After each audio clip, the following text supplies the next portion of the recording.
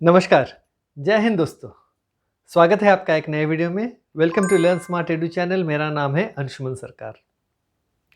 दोस्तों, वो एक कहावत है ना कि कुत्ते की दुम 12 बरस तक नली में रखो, फिर भी वो टेढ़ी की टेढ़ी रहती है।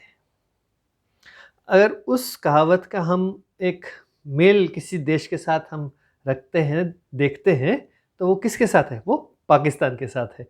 जी हाँ दोस्तों, इतना बेशर्म देश है वो कि पूछिए मत।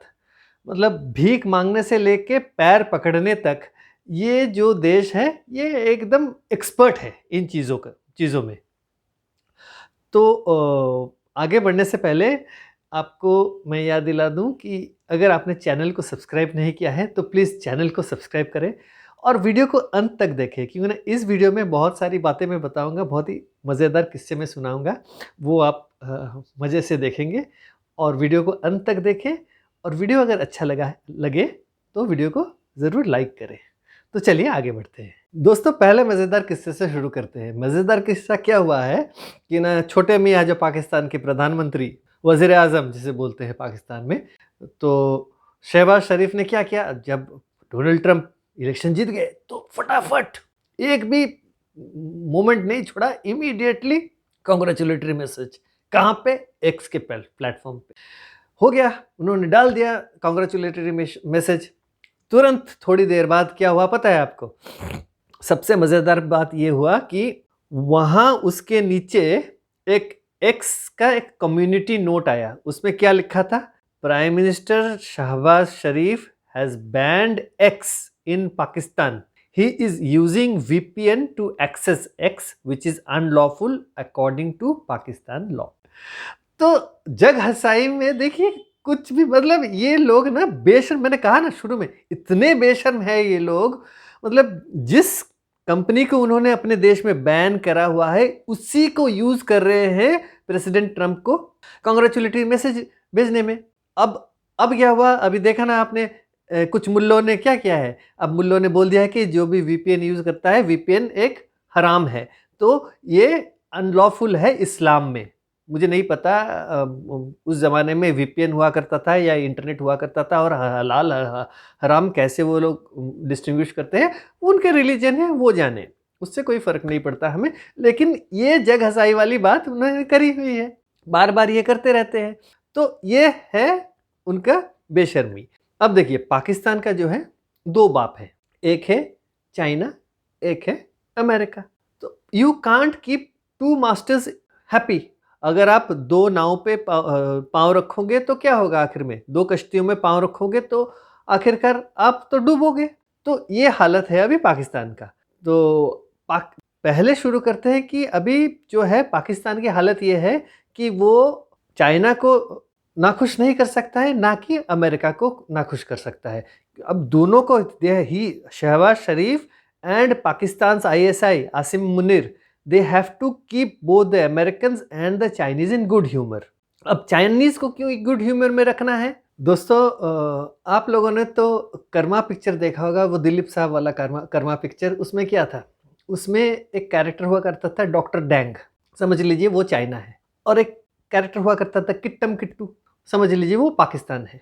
तो वैसे ही ये दो दोस्त हैं, डॉक्टर डैंग और किट्टम किट्टू। अब ये दो क्या कर रहे हैं? देखिए, किट्टम जो डॉक्टर डैंग जो है, चाइना जो है, उसने भारी तादाद में इन्वेस्टमेंट करा हुआ है पाकिस्तान के भीतर। अब पाकिस्तान के भीतर उन्होंने शुरू किया था वही 2013-14 में, जो China Pakistan economic corridor, BRI जिसे बोलते हैं, उसके लिए उन्होंने इन्वेस्ट कर रखा है। और वो लोन आके आज खड़ी हुई है $65 बिलियन का लोन। 15-16-17 में जब नवाज शरीफ जब प्राइम मिनिस्टर हुआ करते थे, उन्होंने क्या किया? उन्होंने भारी तादाद में चाइना से लोन लिया हुआ है।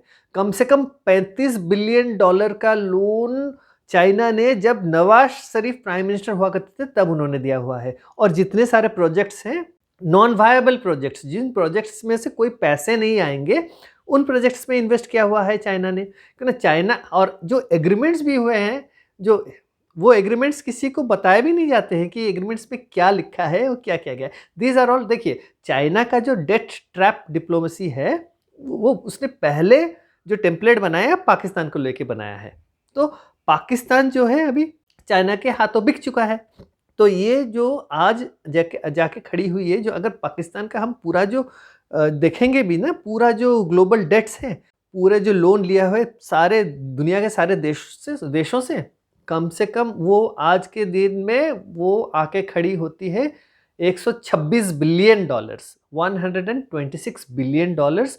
उसमें से 72% जो है फीसदी लोन वो चाइना से लिया हुआ है। ये मैं नहीं बोल रहा, ये वर्ल्ड बैंक का जो है डेट रिपोर्ट जो उनका आता है, वर्ल्ड बैंक का जो ग्लोबल डेट रिपोर्ट आता है, उसमें ये दर्शाया गया है कि 72% लोन जो है वो पाकिस्तान को सिर्फ चाइना को लौटाने हैं। और चाइना ने भी ऐसे जगहों पे इन्वेस्ट करा हुआ है, ऐसे इंफ्रास्ट्रक्चर्स में इन्वेस्ट किया हुआ है कि पाकिस्तान की आमदनी उससे होती नहीं है। जब आमदनी नहीं होगी, जब तो वो लोन वापस नहीं कर पाएगा। और जो एग्रीमेंट में जो हिडन क्लॉज है वो किसी को पता नहीं। कल को चाइना चाहे तो कब्जा भी कर सकती है पाकिस्तान को पूरी तरह से।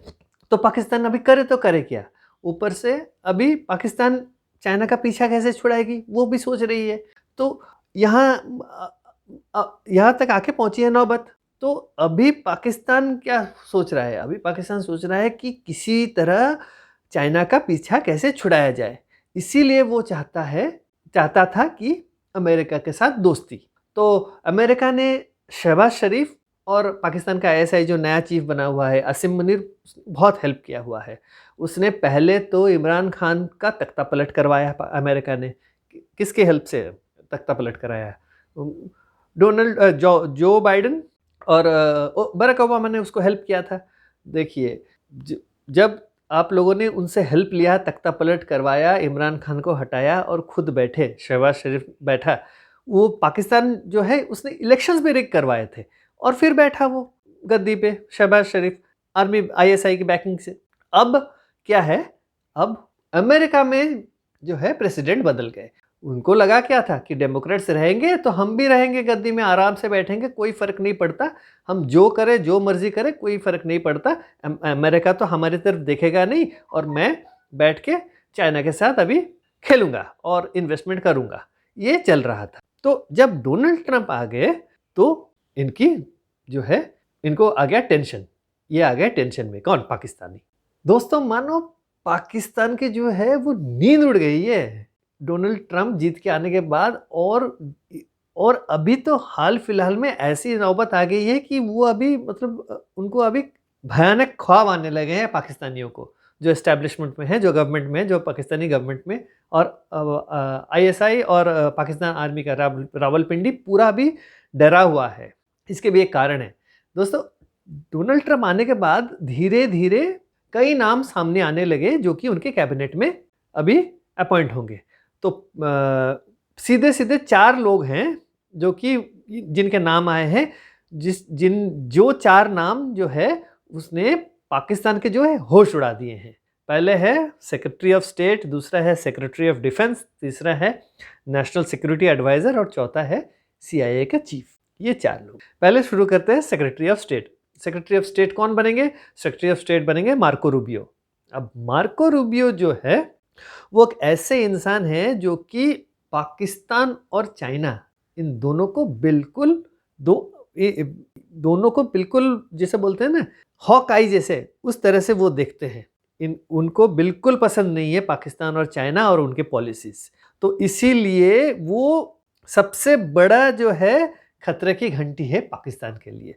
क्यों मैं बता रहा हूँ? क्योंकि ना ये जो रूबियो जो है, मार्को रूबियो, इन्होंने एक बिल इन्होंने लाया था जो कि उनके यहाँ कि पाकिस्तान जो स्टेट स्पॉन्सर टेररिज्म करता है भारत के खिलाफ, उन्होंने कहा था कि इस बिल में ये प्रोविजन होना चाहिए कि जब तक पाकिस्तान ये टेररिज्म खत्म ना करे, पाकिस्तान को फूटी कौड़ी अमेरिका से असिस्टेंस के तौर पे नहीं दी जानी चाहिए।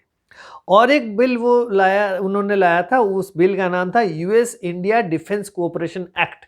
उसमें सेनेट में उन्होंने ये कहा था कि इंडिया को हेल्प करना चाहिए चाइना को टैकल करने के लिए, क्योंकि चाइना की जो बढ़ती हुई डिफेंस जो है और जो उसका जो सलामी स्लाइसिंग वगैरह वो जो करता रहता है, देशों के जो ज़मीन हड़पने, समुंदर हड़पना, ये सब वो करता है।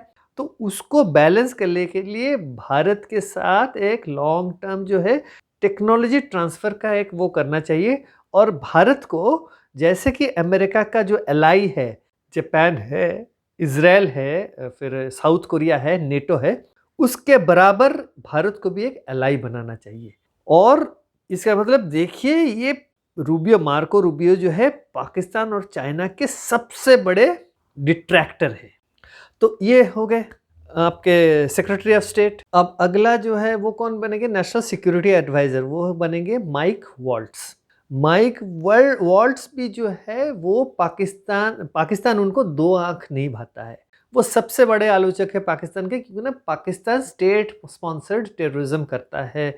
वो लश्कर तैयबा और दूसरे टेरर ग्रुप्स को जो है वो पनाह देता है, उनको पालता पोसता है और पूरा जो टेरर का नेटवर्क वो चलाता है दूसरे देश। माइक वॉल्ट्स का कहना है कि उनका जो फॉरेन पॉलिसी है, ये टेररिज्म एक टूल है फॉरेन पॉलिसी में उनका। तो वो फॉरेन पॉलिसी, टेररिज्म को एक फॉरेन पॉलिसी के तौर पे वो इस्तेमाल करते हैं दूसरों के देशों के खिलाफ। मतलब उनका ये कहना है कि भारत के खिलाफ वो करता है। और उन्होंने ये भी कहा है कि पाकिस्तान को जो है, जो क्रॉस बॉर्डर टेररिज्म जो करता है, उसको बिल्कुल ख़त्म करनी चाहिए। ये भारत जो है वो भी चाहता है कि क्रॉस बॉर्डर टेररिज्म पाकिस्तान बंद करें। तो भारत का सोच और माइक वॉल्ट्स का सोच एक ही है। वो हो गए। फिर यूएस नेशनल इंटेलिजेंस डायरेक्टर कौन बनेगी? वो बनेंगी तुलसी गबार्ड, जो कि पैदाइशी अमेरिकन है लेकिन हिंदुइज्म को फॉलो करती है।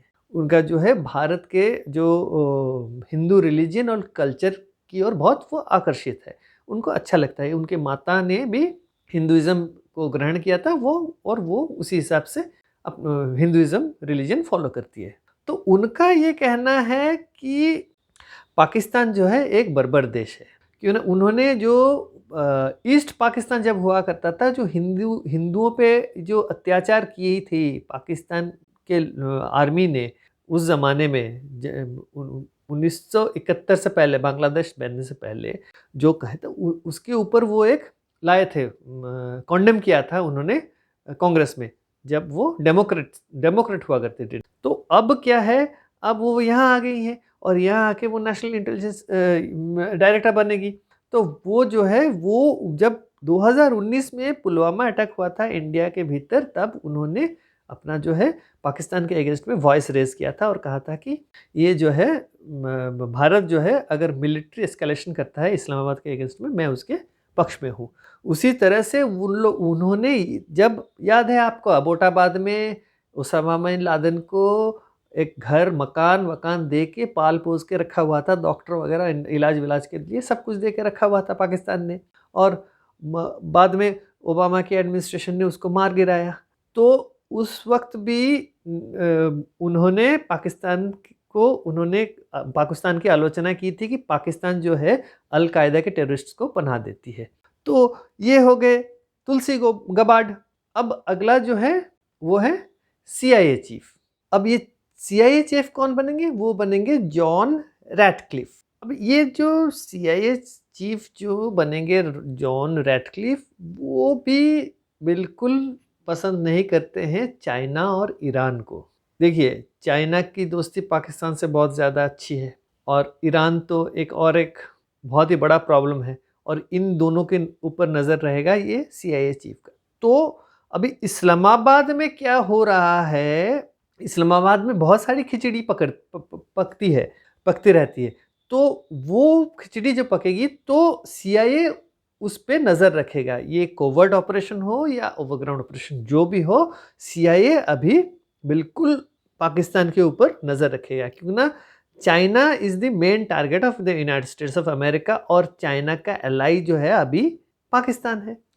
देखिए, याद है कि नहीं आपको, तो जब डोनाल्ड ट्रंप बन गए प्रेसिडेंट, इलेक्ट हो गए, तो तुरंत शहबाज शरीफ ने कहा कि पाकिस्तान अमेरिका का इतना पुराना एलाई है और पाकिस्तान चाइना का ऑल वेदर फ्रेंड है, तो पाकिस्तान की दोनों के साथ साथ दोस्ती है, तो क्या करेगा अभी पाकिस्तान और अभी चीन और अमेरिका की इतनी ज़्यादा अच्छी दोस्ती नहीं है, तो मैं जो है आप लोगों के रिश्ते में सुधार लेके आऊँगा। I will help you bridge the gap और आपकी दोस्ती जो है वो पक्की करवा दूँगा। मतलब देखिए, अपने फ़ायदे के लिए ये लोग कुछ भी कर सकते हैं, किसी का भी पैर पकड़ सकते हैं।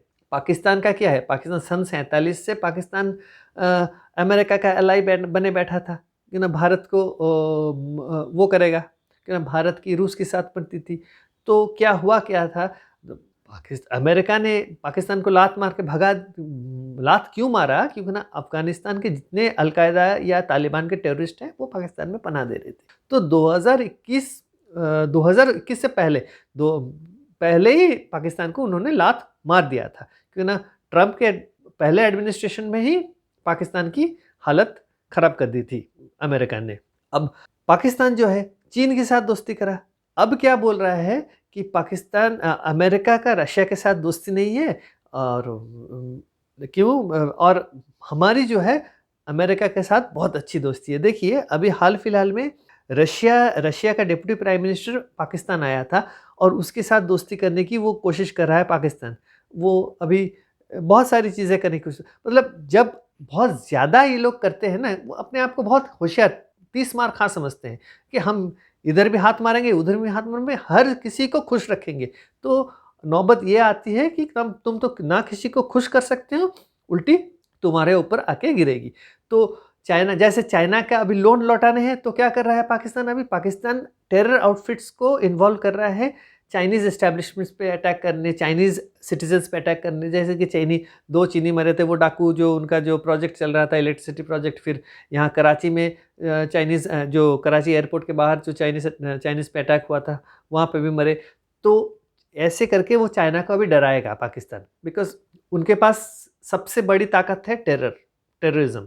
तो अभी अमेरिका को क्या बोलेगा पाकिस्तान, देखिए अभी क्या करूँगा, अगर चाइना आपसे दोस्ती नहीं करेगा तो I will do something, I will scare the Chinese out of Pakistan, then I will be your trusted, जो बोलते हैं ना फेथफुल। अब मैं और आगे का जो शब्द वो इस्तेमाल नहीं करूँगा, वफादार जो भी है आप समझ लीजिए। तो वही अभी बनने की कोशिश करेगा अमेरिका की। फिर $65 बिलियन चीन से लिया हुआ है, इंफ्रास्ट्रक्चर बना दिया है। अब ये लोग ऐसे माहौल क्रिएट करेंगे कि चाइना कैसे भाग जाए, लेकिन चाइना ने ऐसे एग्रीमेंट साइन करवाए हैं कि चाइनीज़ आर्मी जो है वो पाकिस्तान के भीतर आके अभी खड़ी होगी। तो अगर चाइनीज़ आर्मी या चाइनीज़ सिक्योरिटी फोर्सेस पाकिस्तान के अंदर आके खड़ी होती है, इसका मतलब विदेश से आर्मी आके खड़ी होगी। अमेरिका ये भी नहीं चाहेगा, क्योंकि ना भारत के लिए बहुत बड़ा खतरा है, क्योंकि ना किस तरह के आर्म्स एंड एमुनेशंस वो लेके आएगा चाइना से और अपने यहाँ तैनात करेगा, किसी को नहीं खबर है। और रही बात अभी ट्रंप का जो है भारत के नरेंद्र मोदी जी से बहुत अच्छी दोस्ती है, तो भारत और अमेरिका का जो अलायंस बहुत स्ट्रांग होगा। और पाकिस्तान को अगर चाइना को अगर ख़त्म करना है अमेरिका की कोशिश, ट्रंप का कोशिश वही रहेगा कि चाइना का जो बढ़ती हुई जो क्षमता है, तो ताकत है, उसको कैसे कम किया जाए, और उसको कम करने के लिए पाकिस्तान का भी इलाज करना पड़ेगा। तो अभी ये माहौल है, और इसको शहबाज शरीफ कैन फोरसी ना, दोनों भाई मिलके इतने सालों से पॉलिटिक्स कर रहे हैं, तो इनको तो पता है, ऊपर से आईएसआई को भी पता है, तो इल्म हो गया है, इनको सब पता चल गया है कि ये सारी चीज़ें होने वाली है। तो अभी ये जो है बैठ के अभी कैसे अमेरिका को अपने साथ मिलाएंगे, उसकी वो अभी कर रहे हैं प्लानिंग, और ऊपर से चाइना को कैसे भगाएंगे पाकिस्तान से, उसकी भी प्लानिंग वो कर रहे होंगे पीठ पीछे। लेकिन चाइना को बोल रहे होंगे कि भाई चाइना, तुम इतने बड़े अच्छे हमारे आयरन ब्रदर हो, और तुमने हमें हर वक्त हेल्प किया है बेल आउट करने में। अभी आईएमएफ ने क्या करा हुआ है, ट्रंप के आने के बाद आईएमएफ ने कहा है कि भाई तुम्हारा थोड़ा सा रिस्ट्रक्चरिंग सही नहीं हो रहा है, तो पैसे हम बाद में देंगे, अभी नहीं देंगे। तो जैसे भी हो पाकिस्तान को पैसे चाहिए होंगे, $7 बिलियन जो आखिरी भीख मिली है वर्ल्ड बैंक से, उसको वो तो उनको चाहिए। अब इस कश्मकश में है अभी पाकिस्तान की, करे तो करे क्या। तो ये हालत है। अभी आगे चल के ये लोग पाकिस्तान क्या गुल खिलाएगा किसी को पता नहीं है। बहुत ही खतरनाक परिस्थिति हो सकती है इस रीजन में। ऑलरेडी मिडिल ईस्ट में वॉर चल रहा है इजराइल का, और ऊपर से ईरान में कुछ गड़बड़ी चल रही है। खामिनी का रिप्लेसमेंट उनका बेटा हो सकता है, तो वहाँ पे एक वो है। ऊपर से यहाँ यूक्रेन के वॉर जो है, जो बाइडेन ने कह दिया है कि मैं भेज रहा हूँ यूएस के मिसाइल्स, तुम मिसाइल्स दागो रशिया के ऊपर। और ट्रंप नहीं चाहते हैं कि वॉर एस्केलेट हो। तो बहुत सारी चीज़ें हो रही हैं पूरे अभी जो ग्लोबल जियोपॉलिटिक्स में। तो पाकिस्तान का हालत क्या होने वाला है अभी हमें पता नहीं है। इसीलिए पाकिस्तान चाहता है कि किसी भी तरह अमेरिका का पैर पकड़ के, हाथ जोड़ के उसके तरफ होगा, क्योंकि ना अमेरिका अगर चाइना के ऊपर सैंक्शंस या और टैरिफ्स लगाना शुरू कर दिया तो चाइना का जो हालत अभी जो जहाँ पे खड़ा है उससे भी बदतर होने वाला है, क्योंकि चाइना के ऑलरेडी इकोनॉमी कोलैप्सिंग स्टेज पे है। तो डूबती हुई कश्ती को कश्ती से कैसे उतर के दूसरे कश्ती में वो चढ़े, पाकिस्तान उसकी कोशिश कर रहा है। तो नाव अभी डूबने वाला है भाई। पाकिस्तान ने 2 नाव पे कदम रखा है, तो जब एक नाव डूबेगा तो तुम भी उसके साथ डूबोगे। तो ये हालत है। तो आगे देखते हैं फिर क्या होने वाला है।